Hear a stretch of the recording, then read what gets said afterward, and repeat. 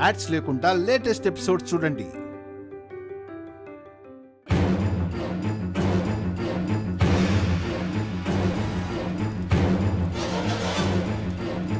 సంపద అని చెప్పి తాళం చెవి మాత్రమే ఉందేంటి బావా?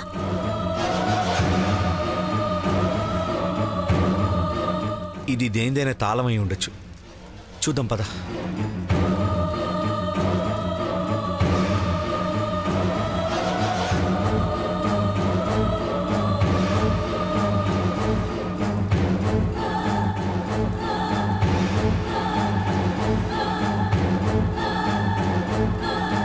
వైదేహి, దీన్ని పట్టుకో.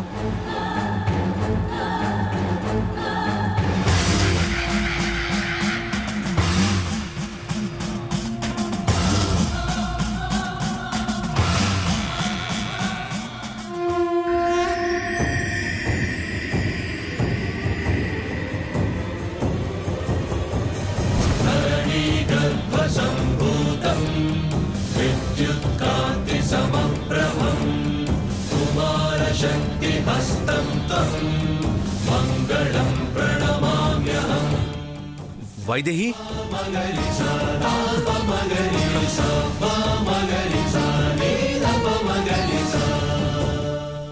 ఇదే మన కుటుంబం యొక్క తరతరాల సంపద.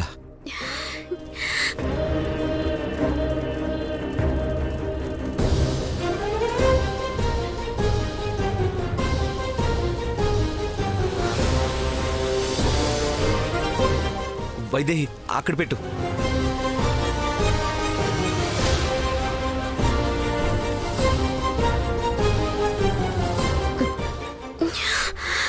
బావా,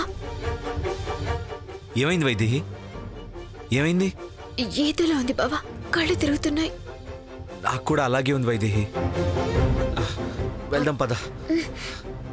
వైదేహి, లే లే.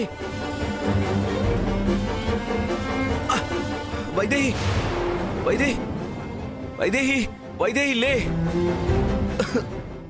వైదేహి, వైదేహి, వైదేహి, వైదేహి.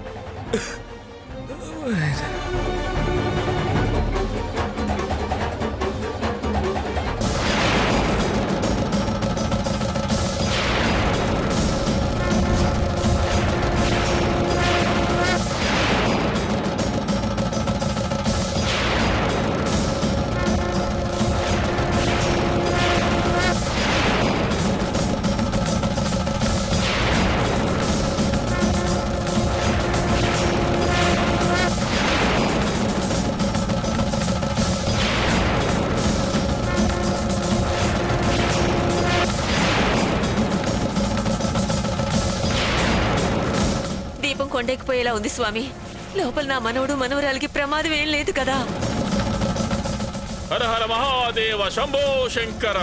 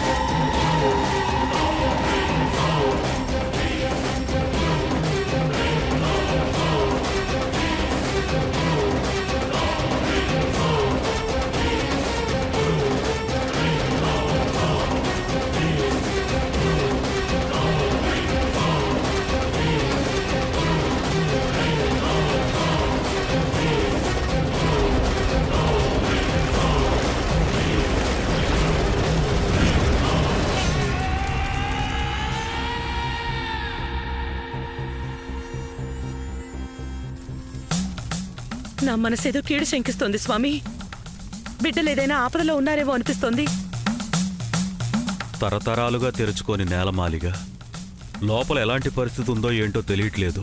వెళ్ళి చూస్తే మంచిదేమో అనిపిస్తుంది గురువుగారు. ఎవరూ వెళ్ళడానికి వీల్లేదు. ఏం జరిగినా శివాజ్ఞ మేరకే జరుగుతుంది. ఆ మహాదేవుని నమ్ముకోవడం తప్ప చెయ్యగలిగింది ఏమీ లేదు. అందరూ ప్రార్థించండి. సర్వమంగళ మాంగళ్యే శివే సర్వార్థసాధకే శరణ్యే త్ర్యంబకే దేవి నారాయణీ నమోస్తుతే. మంగళాశాసన పరైర్మదాచార్య పురోగమై సర్వైశ్చ పూర్వై ఆచార్యైః. లోపల ఏం జరుగుతోంది? ఒకవేళ ఏమైనా జరిగినా వైదేహికి మాత్రమే జరిగి దేవాంశ్ బయటకొస్తే చాలు. అవును, చంచల పగ తీర్చుకుంటానంది కదా, తన పనైతే కాదు కదా ఇది.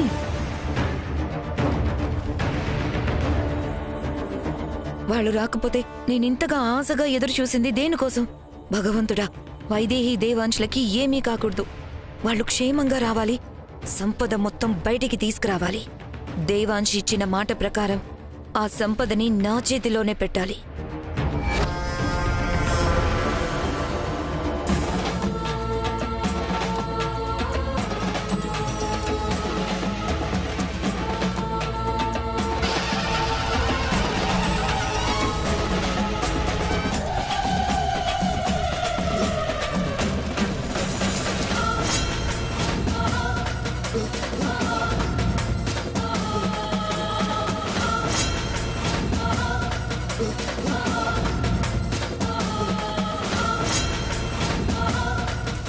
ఓం హిరణ్యవర్ణాం హరణీం సువర్ణరజతస్రజాం చంద్రాం హిరణ్మయీం లక్ష్మీం జాతవేదో మమావహ కామావహ జాతవేదో లక్ష్మీమనుపగామినీం.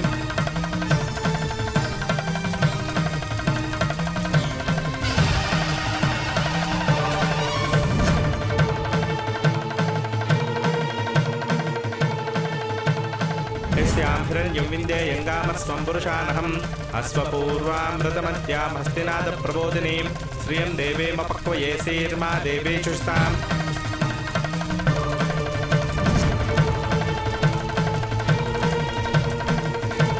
ఏదో ఆపద ఎదురైంది. ప్రాణాలకైతే ఏ ప్రమాదం లేదు. ఇరువురు క్షేమంగా వస్తారు. ఓం నమః శివాయ.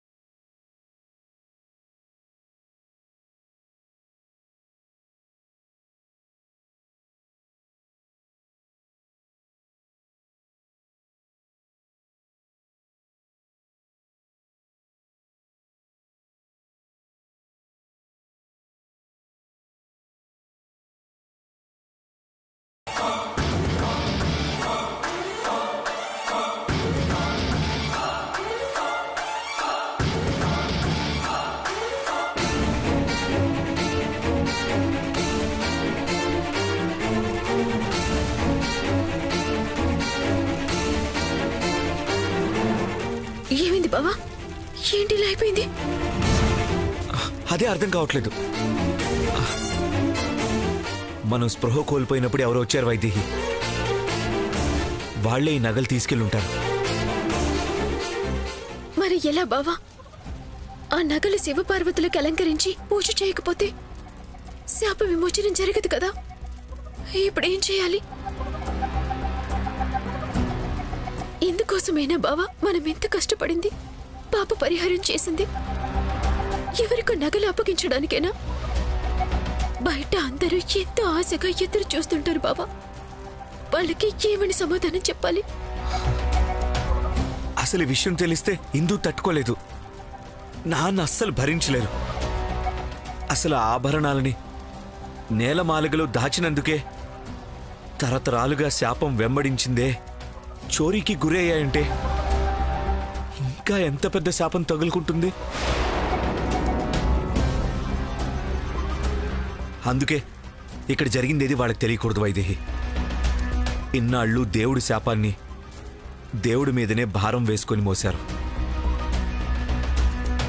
కానీ ఎవరో తెలిసిన వాళ్లే దోపిడీ చేసి తీసుకెళ్లారంటే భరించలేరు.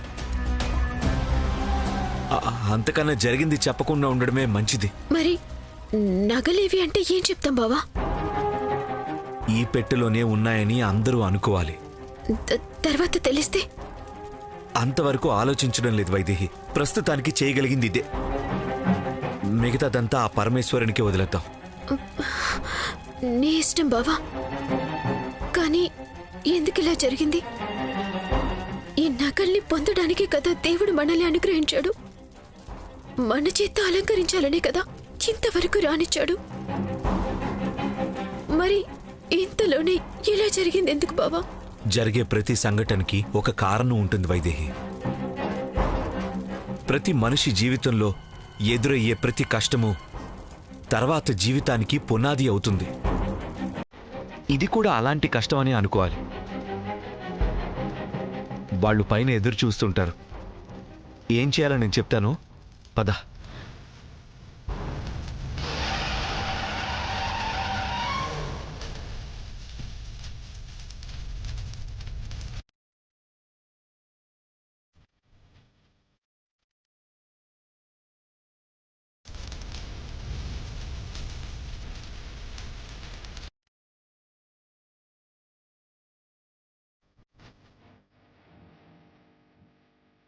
అమ్మ వైదేహి, దేవాంశ్ ఎలా ఉందమ్మా? బాగానే ఉన్నావు అత్తయ్య. లోపల మీకు ఏ ఆపద కలగలేదు కదా మనవడా, మనవరాలా? ఏం కాలేదు కదా మీకు? మీరెవ్వరూ కంగారు పడకండి, మాకేం కాలేదు. అక్కడ దీపం కొండెక్కబోయింది, అందుకే మీకేమైనా అయ్యిందేమోనని భయపడ్డావు నాన్నా. ఏదైతేనేం లోపలికి వెళ్ళి దేవుడి ఆభరణాల్ని క్షేమంగా బయటికి తీసుకొచ్చారు, అది చాలు. అంతులేని వారసత్వ సంపదని చెప్పి ఒక పెట్టెలో దేవుడి నగలు మాత్రమే తెచ్చారు. మిగతా సంపద ఎక్కడా?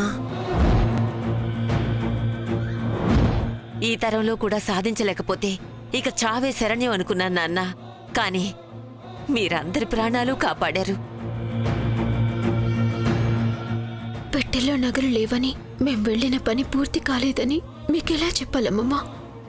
వైదేహి, దేవాంశ్, గురువుగారు నేలమాలిగలో వెలకట్టలేని సంపద ఉందని చెప్పారు. అది తీసుకురాలేదే? అవునులే, ఈ పెట్టె లాక్కు రావడానికే ఓపిక మొత్తం అయిపోయి ఉంటుంది. ఇక మొత్తం ఎక్కడ మోసుకొస్తారు? ఇంతకీ అది లోపలే ఉంది కదా.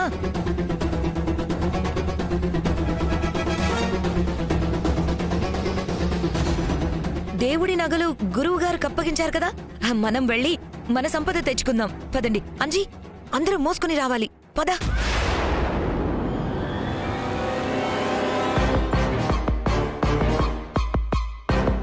అవును, మనం సరిపోతామా? మనుషుల్ని ఎవరైనా పిలిపిద్దామా? మనం కూడా అవసరం లేదక్కా. ఎందుకంటే తీసుకురావడానికి లోపల ఇంకేం మిగల్లేదు.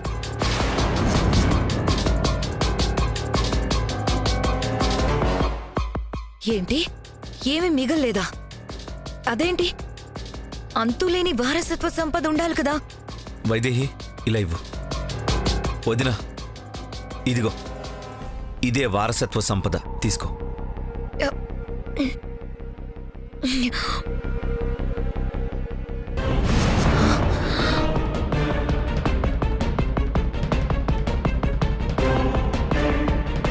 ఇందులో ఏముంది సంపద? చిల్లి గవ్వ కూడా లేదు.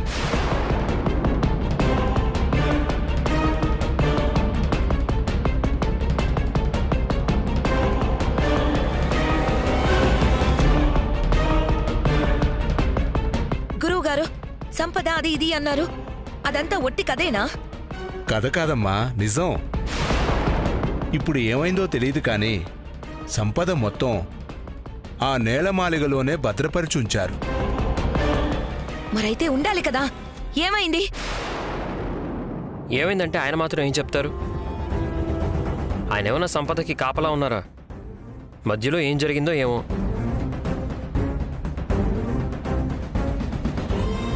అయినా మనకు కావాల్సింది శాప విమోచనం. అవి దేవుడి నగలతో తీరిపోతుంది కదా. ఇప్పుడు ఇక మిగతా వాటి కోసం కంగారు పడాల్సిన అవసరం లేదు. అవసరం లేదా? ఏం మాట్లాడుతున్నావు లక్కీ? అంత సంపద అవసరం లేదని ఎలా అంటావు? అది ఎక్కడికి పోదమ్మా, తప్పకుండా దొరుకుతుంది. ముందు మంచి రోజు చూసుకొని ఈ నగల్ని స్వామివారికి అలంకరించండి. స్వామివారి మహిమతో దూరమైనవి కూడా దగ్గరవుతాయి. దేవాంశ్, ఒకసారి పెట్టె తెరు.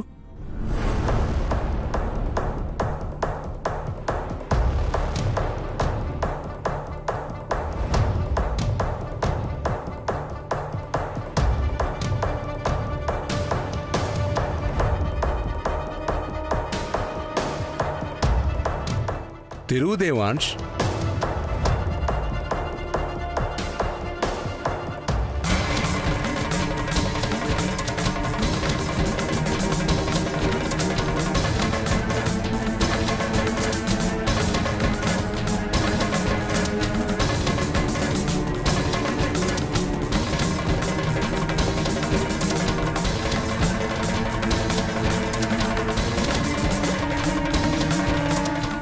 ఏమైంది శివ?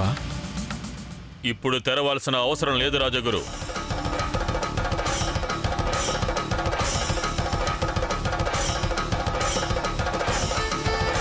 స్వామివారి అలంకరణకి ఇంకా సమయం ఉంది.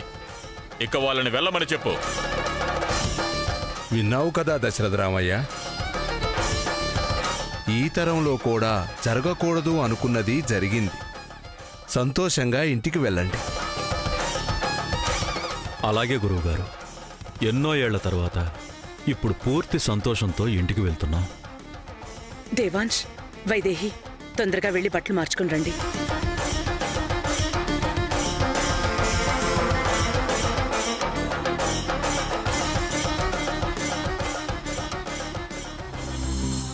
మమ్మల్ని క్షమించు స్వామి.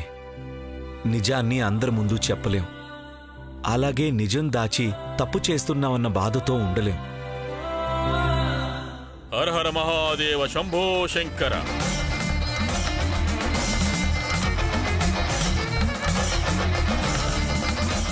ఏం జరిగిందో మీకు తెలుసు, స్వామికి తెలుసు. కానీ ఆది దంపతుల అలంకరణ జరిగే వరకు, నిత్య పూజలు జరిగే వరకు శాపం శాపంగానే ఉంటుంది. ఆపదలు పొంచి ఉంటాయి, మరణాలు కోచుకొని ఉంటాయి.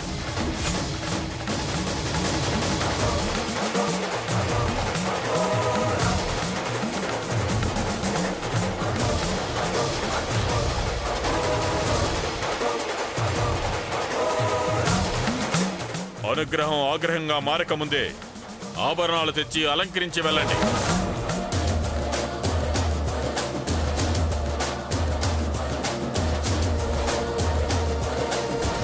హర హర మహాదేవ శంభో శంకర.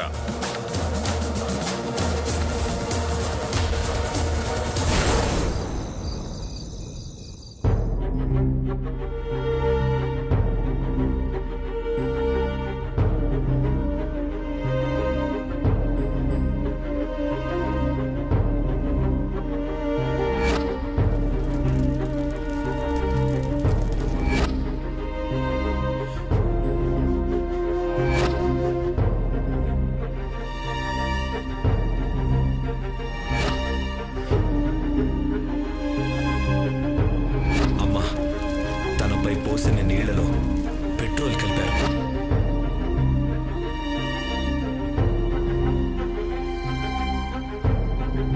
పాలు తీసుకోండి.